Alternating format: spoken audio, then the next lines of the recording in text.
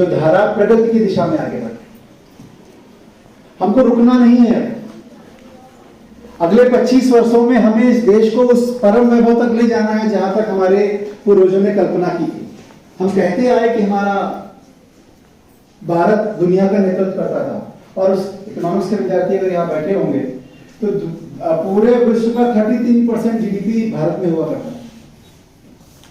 और अब हम कहाँ चले गए? नीचे चले गए, लेकिन धीरे धीरे फिर ऊपर आ गए। चौथे 5वें नंबर से छलांग लगाते लगाते हो सकता है मोदी जी का G20 का नेतृत्व करते करते हम लोग 1 नंबर या 2 नंबर पे पहुंचे। और जब हम वहां पहुंचेंगे तो भला किसका होगा? निश्चित तौर पे आपके आसपास की चीजें बदलेंगी। जब आपके आसपास की चीजें बदलेंगी तो हमारे जीवन में ईज आता है। आप कल्पना करो 10 साल पहले कोई ईज ऑफ लिविंग की बात करता था क्या? भारत का हैप्पीनेस इंडेक्स क्या है इसकी बात होती थी क्या? ईज ऑफ डूइंग बिजनेस की बात होती थी क्या? नहीं होती थी। तो ये सब नए शब्द और शब्दावली जब आई है तो इसका मतलब परिवर्तन शुरू हो गया। हम दुनिया में हैप्पीनेस इंडेक्स पे कहां हैं और कैसे आगे ले जा सकते हैं अपने को? हैप्पीनेस इंडेक्स में हम छात्रा परिषद की चुनी हुई छात्राएं अपने विद्यालय की छात्राओं को हैप्पीनेस इंडेक्स में कैसे आगे ले जा सकते हैं? शुरुआत तो यहीं से होगी। कैसे ईज ऑफ लिविंग हमारे अपने विद्यार्थियों के, अपने आसपास के लोगों के बीच की हो? उनको क्या चाहिए?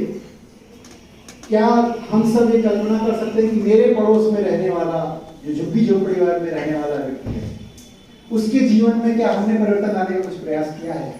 और परिवर्तन केवल एजुकेशन से आता है। मुझे अब तक कोई समझ में नहीं आया दूसरा कारण जिसकी वजह से परिवर्तन आता हो। हमने लोगों को शिक्षित कर दिया, वो जीवन का रास्ता अपने आप खोज लेते। तो हमें अपने जीवन का रास्ता अपने आप खोजना है, और उस खोजने में मदद करने वाले आपके शिक्षक यहाँ बैठे। इनका सहयोग लेके आपका जीवन आसान हो, अच्छा हो, और जो नेतृत्व आपको छोटा करने को यहाँ मिला है, हो सकता है इसी में से कोई प्रधानमंत्री बन जाए। ऐसी शुभकामनाओं के साथ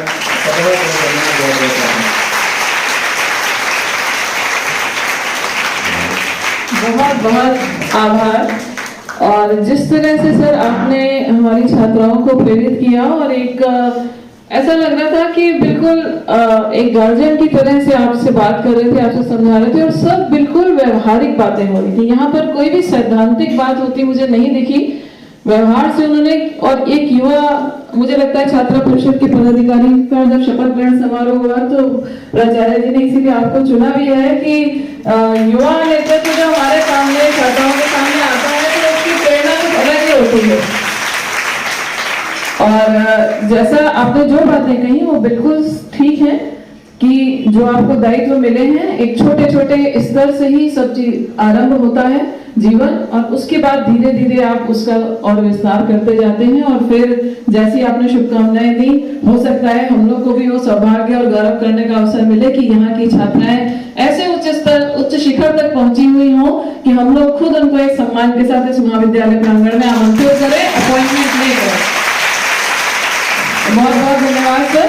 और इन सारी बातें जो सर ने कही हैं, ये मुझे लगता है जीवन के बहुत महत्वपूर्ण मंत्र हैं, जिसको अगर आप जीवन में गांठ बांधकर उस पर कुछ प्रतिशत भी अगर चलने की कोशिश करेंगे ना, क्योंकि एकदम से बदलाव आ जाए ये तो संभव नहीं है, लेकिन बदलाव आप ही लोग ला सकते हैं, क्योंकि देश का भविष्य आप ही हैं। और जैसा कि हमेशा ही मैं कहती भी हूँ, ये बात होती है कि आपके हाथ में, आप जैसा चाहेंगे हमारे देश की दशा और दिशा वैसी ही होगी, क्योंकि इतिहास उधर मुड़ जाता है जिस ओर जवानी चलती है। तो अगर आप सही करोगे तो देश अच्छी प्रगति की ओर जाएगा, विकास की ओर जाएगा।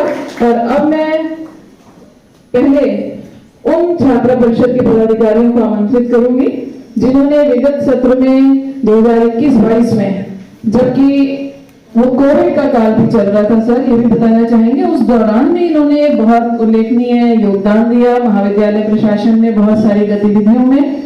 और उन छात्रा परिषद के पदाधिकारियों को आज यहाँ पर प्रशस्ति पत्र प्रदान किए जाएंगे उनके सत्र के दौरान उनके उल्लेखनीय योगदान के लिए। तो मैं उसके लिए सभी मंचा सिंह को आमंत्रित करती हूँ।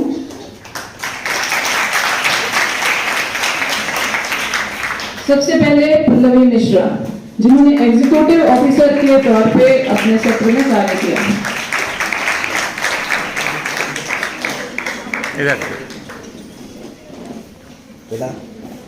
तालियां बजती रहनी चाहिए। इन बच्चियों ने विशेष रूप से कोविड काल के दौरान बहुत काम किया। शीतल सिंह, जिन्होंने उपाध्यक्ष के रूप में कार्य किया। अरुंधति द्विवेदी, उन्होंने भी उपाध्यक्ष के रूप में कार्य किया। कीर्ति शुक्ला, जिन्होंने सचिव के रूप में अपनी भूमिका का निर्वाह किया। आयुषी यादव, संयुक्त सचिव। तालियां बजती रहनी चाहिए इन छात्राओं के उत्साहवर्धन के लिए। रितिका निगम, जिन्होंने अनुशासन प्रभारी की भूमिका निभाई। शिखा पांडे, अनुशासन प्रभारी।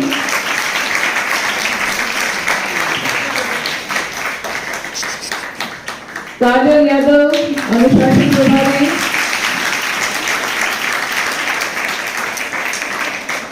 निशा यादव, प्रतिनिधि के तौर पे।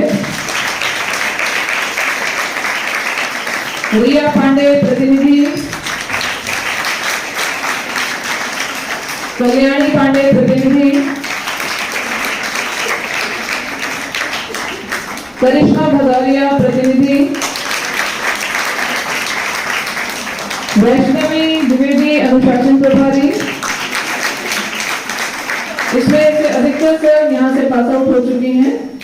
उस्मा निजाम, प्रतिनिधि।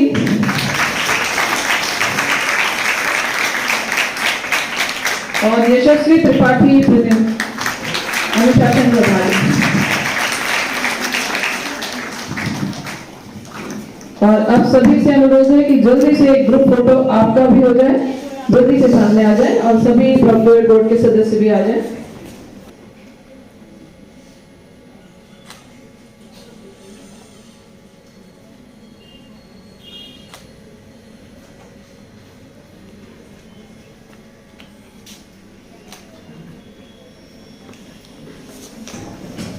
Good afternoon everybody.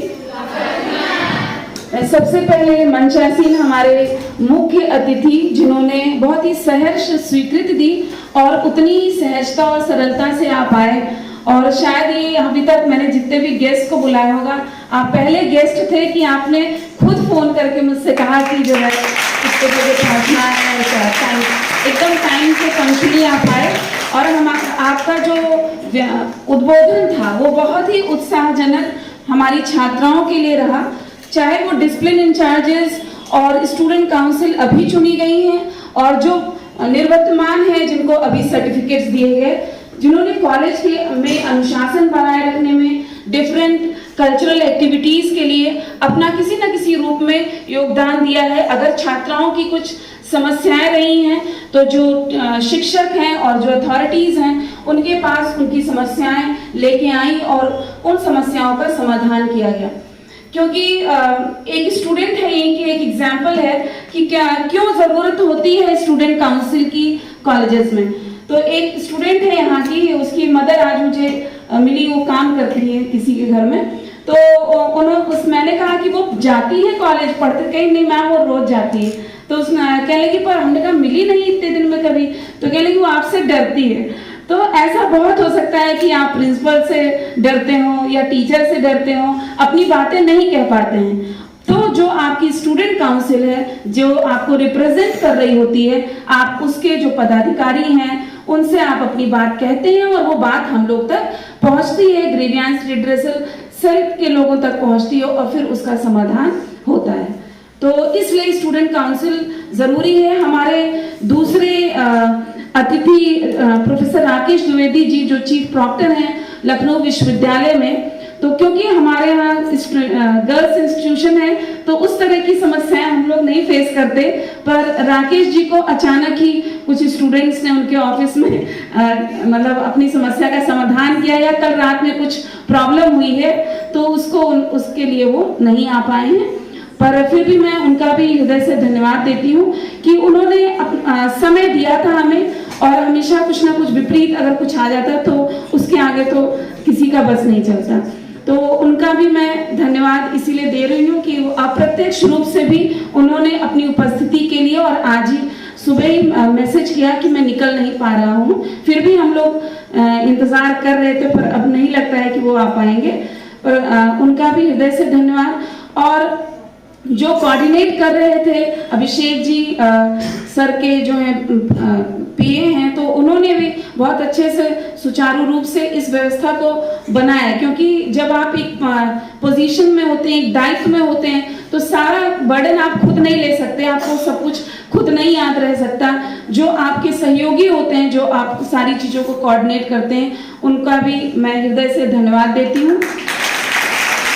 और जो हमारी छात्रा परिषद के चयन में, मैं अवनीश जी आपको बताना चाहूंगी, यहाँ पे जो वोटिंग के तरीके से नहीं चुनी गई है, फिर भी एक सूचना निकली और जो छात्राएं आगे आई तो डिफरेंट पदों के लिए, और उनके इंटरव्यूज हुए और तब जाके उनका सिलेक्शन हुआ, और सहमत तो ली ही जाती है उसके बाद। ये जैसे नॉर्मली हम लोग चुनाव होता है उस तरीके से चुनाव अभी नहीं हो रहा है, क्योंकि यूनिवर्सिटीज भी अभी अलाउ नहीं कर रही हैं, तो इसलिए नहीं उस तरीके से नहीं हो। फिर भी मकसद वही है कि एक प्रतिनिधि चुने गए हैं, ग्रुप ऑफ प्रतिनिधि, जो इस तरीके के लोगों को आपकी समस्याओं को हमारे समक्ष लाएंगे। और कॉलेज का नाम, जैसा कि भाई साहब ने कहा कि लखनऊ ही नहीं, उत्तर प्रदेश में ही नहीं, पूरे भारत में नवयुग कन्या महाविद्यालय जाना जाए, भले सोशल मीडिया के माध्यम से ही जाना जा रहा है, तो पर जो है कुछ संसाधनों की कमी जो है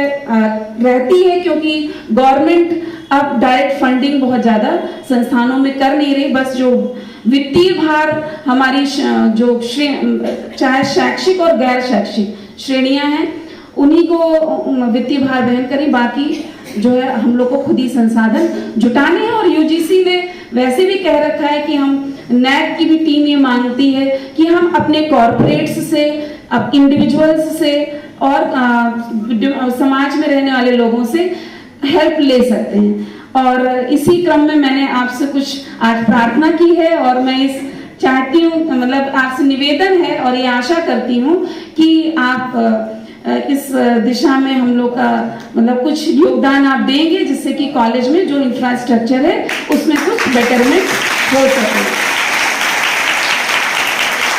क्योंकि नवयुग कन्या महाविद्यालय की शिक्षिकाएं भी और छात्राएं भी सभी टैलेंटेड हैं, और जो भी संसाधन है उसमें वो बेस्ट देने का प्रयास करती हैं।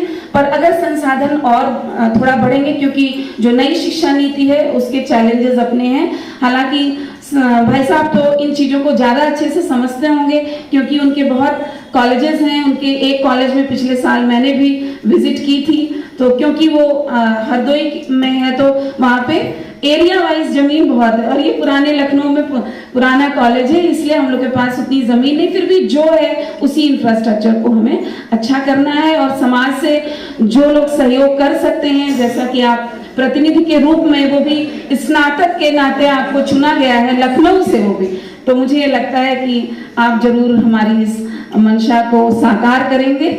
और मैं जो हमारी स्टूडेंट काउंसिल की प्रोक्टोरियल बोर्ड की टीम है चयन करने में, उन्होंने भी अथक प्रयास किया, और ये चुनाव हो चुके थे और दिसंबर के शुरू में ही शायद हो चुके थे, पर वो टाइम नहीं मिल पा रहा था। मैंने कहा कि नहीं, हम हमेशा ये चाहते हैं कि कोई युवा साथी या कोई युवा लीडर हम लोग की छात्राओं से संवाद करे, तो उनका एक्सपोजर भी होगा और उनको उद्बोधन के रूप में मार्गदर्शन भी प्राप्त होगा। और मुझे आज ऐसा लगा कि आपसे अच्छा विकल्प हो नहीं सकता था, और मेरी चॉइस, जैसा कि सभी ने कहा, छात्राएं भी जान रही थी, अच्छी भी थी, तो मैंने कहा कि आप जैसे युवा लीडर जो हैं हमारी छात्राओं का मार्गदर्शन करें। आपने बहुत अच्छी बात कही कि हो सकता है इन्हीं छात्राओं में से कोई प्रधानमंत्री बन जाए या राष्ट्रपति बन जाए, योगी आदित्यनाथ की जगह मुख्यमंत्री बन जाए, कुछ भी बन सकता है। संभावनाएं असीमित हैं, अपार संभावनाएं हैं। उन संभावनाओं में आपको अपनी दिशा तलाशनी है। वो तभी हो सकती है जब आप जो है एकदम लक्ष्य आपका निर्धारित हो, क्योंकि ये समस्या आज के समय में देखी जा रही है कि बच्चों में भटकाव बहुत ज्यादा है, वो चाहे सोशल मीडिया की वजह से हो, चाहे और कारणों की वजह से, और इस भटकाव को रोकना है। और ऐसे समय समय पर हम विद्वान वक्ताओं को, विद्वान समाज के लोगों को, जो प्रतिनिधि हैं, आपके समझ लाते हैं कि जब वो आपका मार्गदर्शन करें तो आप में कुछ ना कुछ पॉजिटिव चेंज, सकारात्मक डायरेक्शन जो है परिवर्तन आएगा। और इसी आशा के साथ मैं मंच पे जिन्होंने पूरा कार्यक्रम का संचालन किया, मेजर मनमीत कौर सोढ़ी जी का, उनका भी धन्यवाद देती हूँ। और senior doctorate member doctor Sangeeta Kotwal ji और पूरी team, doctor Neha Agarwal, doctor Vinita Singh, और अगर कोई टीम में छूट रहा हो, आप सभी का धन्यवाद कि आप लोगों ने बहुत ही सुचारू रूप से इस कार्यक्रम को उसको रूपरेखा दी और साथ ही साथ आज उसका क्रियान्वयन सकारात्मक रूप में हमारे पास है। ये जरूर है कि सर हमारे यहाँ इतनी ही छात्राएं नहीं है, मतलब अटेंडेंस ठीक है, क्योंकि इस हॉल में जो है कैपेसिटी इतनी है, बैठाने की जगह इतनी है, तो इतनी छात्राएं हैं। और कुछ देखिए आपके आने से कुछ खड़ी होकर भी आपको सुन रही थी, क्योंकि ये खबर मुझे लगा फैली होगी। पर हम आशा, अब मेरा प्रयास यही है, जैसा भाई साहब ने कहा कि हम जिस भी क्षेत्र में हैं वहीं पर अगर अच्छा कर रहे हैं, वहीं पर अगर कुछ गलत कर रहे हैं तो करप्शन की श्रेणी में आ जाएगा, पर वहीं पर हम कुछ अच्छा कर रहे हैं। क्योंकि जो एक लीडर होता है, लीडर को अपने पर्सनल ही डेवलपमेंट के लिए नहीं सोचना है, आप सभी का डेवलपमेंट हो इसके लिए सोचना है, उसके साथ साथ उसका अपना विकास तो हो ही जाता है। और कोई भी संस्थान हो, चाहे कोई भी समिति हो, उसके उत्थान के लिए हमेशा प्रयासरत रहना चाहिए। और अगर आप लोग मेरा बैकग्राउंड देखें तो मैं हमेशा इसी प्रयास में रहती हूँ। जब मैं अपने कॉलेज में थी तब भी मैं गेस्ट बुलाती थी और वहाँ पे समाज से ही मेरे द्वारा ही पूरा चीजें मैनेज की जाती थी। और मैं विद्यार्थी परिषद में जब गई तो वहाँ पर भी जो भी मुझे दायित्व मिला वहाँ पर भी मैंने अपना बखूबी से ही किया। और यहाँ पर भी कॉलेज में भी मेरी यही संकल्पना है कि ये कॉलेज निरंतर तरक्की करे और जो नई शिक्षा नीति है उसके अनुरूप हम अपने बच्चों को इंफ्रास्ट्रक्चर भी प्रोवाइड कर सकें, क्योंकि बाकी स्टूडेंट पीपल रेशियो भी, स्टूडेंट टीचर रेशियो भी हमारे यहाँ ठीक है। और कॉलेजेस के अगर हम कंपेयर करें, खासतौर पे गर्ल्स कॉलेज में, सबसे बड़ा गर्ल्स कॉलेज लखनऊ का है संख्या की दृष्टि से भी। तो आप सभी का हृदय से धन्यवाद और स्टूडेंट काउंसिल को बहुत बहुत बधाई। और बस यही आशा है कि आप, क्योंकि डिसिप्लिन इंचार्जेस भी मेरे कहने पे पिछली बार भी 10 बनाए गए थे, तो डिसिप्लिन मेंटेन रहे कॉलेज में, और जो बाकी स्टूडेंट काउंसिल के मेंबर्स हैं वो उनको सहयोग करेंगे, और जो भी कॉलेज में गतिविधियां होती हैं उसमें आप सकारात्मक रूप में भागीदार बनेंगे। जो हमारी शिक्षिकाएं हैं उनका भी धन्यवाद कि आपने स्टूडेंट काउंसिल के स्टूडेंट्स के लिए उत्साहवर्धन के लिए आपने समय दिया, क्योंकि हम कुछ भी कर रहे होते हैं तो हर कोई किसी न किसी रूप में लाभान्वित ही होता है, वो चाहे वो प्राचार्य हो, चाहे शिक्षक हो, चाहे छात्राएं हो, किसी भी संस्थान में। और भाई साहब का भी मुझे लगता है आपका भी फायदा ही हुआ होगा कि आपने, क्योंकि आपका काम ही है कि जनता से इंटरेक्ट करना, तो जनता से आपने इंटरेक्ट किया। और हम यही आशा करेंगे कि आप जो है जल्दी आपको हम और ऊंचे पदों पर देखें और आप अपनी कृपा दृष्टि हमारे साथ बने।